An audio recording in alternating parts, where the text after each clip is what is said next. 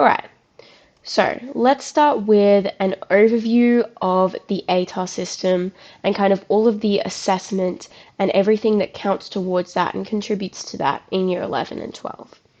So, as you probably already know, your ATAR is calculated based on assessments that you do kind of in your own school, which is what we call internal assessment, and externally.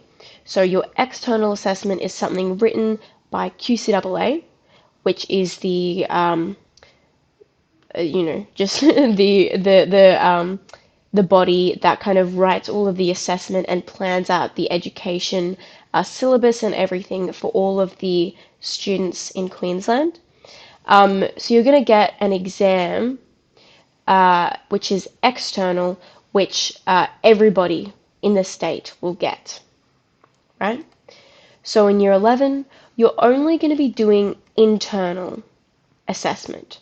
So you're not going to have anything provided to you by QCEE. All of your exams and assignments are going to be written by your own teachers. They're of course going to be approved by QCEE, but they're not going to be written by them.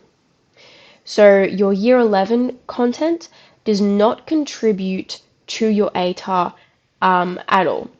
As you can see here, it contributes to 0%. And year 11 covers units 1 and 2, whereas year 12 covers units 3 and 4. So, as I said, in year 11, your assessments are developed by your school. Each unit objective must be assessed at least once. What this means is that when you're looking through your syllabus and you can see the unit objectives, all of those are going to be assessed by your school. And you can have 2 to 4 assessments determined by your school, right? And the one important thing to know about your year 11 assessment is that you do need to pass your assessment, right? Or you need to pass the unit, right? So even though the content does not contribute to your ATAR, you still need to pass, right? Then in year 12, it's a lot more standardized. So this is the exact structure that it will follow. You're going to have internal assessment worth 50% of your grade, right? And this will consist of 3 different assessments. Then you're going to have an external exam, which also contributes to 50%. So you're going to be doing assessments internally throughout the year, and then at the end of the year, there is going to be the external exam that everybody in the state doing methods will sit. They'll sit exactly the same exam at exactly the same time, and that will contribute to 50%. Out of your internal assessment, we have 2 different types. So you have your first assessment, which is your IA1, internal assessment 1, if that's what you hear talking about, IA1, IA2, that kind of stuff, which is your assignment. And this is a problem-solving and modeling task. So typically, your school will give you a similar assignment in year 11 so that you can kind of be familiar with the concept of this assessment, right? Your other 2 assessments will be exams, and they will both be worth 15% of your overall grade in methods. So, a few other things that I wanted to touch on are things I guess you don't typically hear or you might not be aware of yet. So, the first one is that when we're looking at these percentages in year 12, right, these are discrete measures.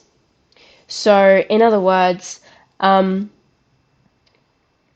you will not get, say, 19.5% in your assignment. You're either going to get 19 or 20. The benefit of this is that in your exams, to get the full 15%, you actually only need to get 93% overall on your exam, which I know sounds confusing. So what you can do to figure out kind of like the minimum that you need to get, what you need to do is you just need to find the proportion. So to get a 15 overall, you need to kind of get higher than 14 out of 15, right?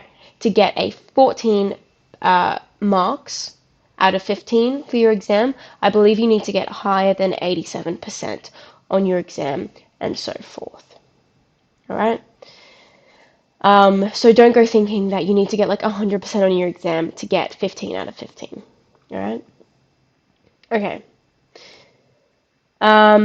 So let's get on to the content that you're going to be going over in year 11. So a lot of this stuff you might have done already. You might even be up to learning year 12 content, or you might be getting up to learning year 12 content. So what you've done in Unit 1 so far is kind of a little bit on algebra, statistics, and functions. And then what you're doing in Unit 2 is mostly on calculus and further functions. So, my advice to you as somebody who recently graduated is that kind of if you started off on a bad foot with methods, or even if you just kind of want to be doing better in year 12 methods than you are currently in year 11, I would really focus my energy on Unit 2 rather than Unit 1. The reason for that is because Unit 1 content we don't visit so much again in year 12. So out of the Unit 1 content, we would do functions and graphs again, counting and probability again, and then exponential functions again in year 12, so topics 2, 3, and 4. But you won't be looking in year 12 again at arithmetic and geometric sequences, topic 1 and 5. So don't focus as much on those, all right? But in Unit 2, what you're looking at is exponential, logarithmic, and trigonometric functions, and then calculus and differentiation. So, in year 12, we do a lot of expansion on topics 4 and 5, which is differential calculus and differentiation and applications. We do a lot on that, and we kind of extend all of the knowledge that you get in year 11, sorry. And then similarly, we also have a topic or two on random variables. So this is where discrete random variables comes in, right? So as I said, if you're really looking to kind of step up your game with methods, I would focus less on revising the content you've done so far and more so on focusing on really understanding the concepts in Unit 2, especially when you're getting into differentiation and calculus, and kind of applying the similar principles in these topics on exponential, logarithmic, and trigonometric functions, because a lot of this is also revisited in the context of differentiation and calculus. If you haven't gotten onto these topics yet, you might not really understand how these areas kind of merge together. That's okay.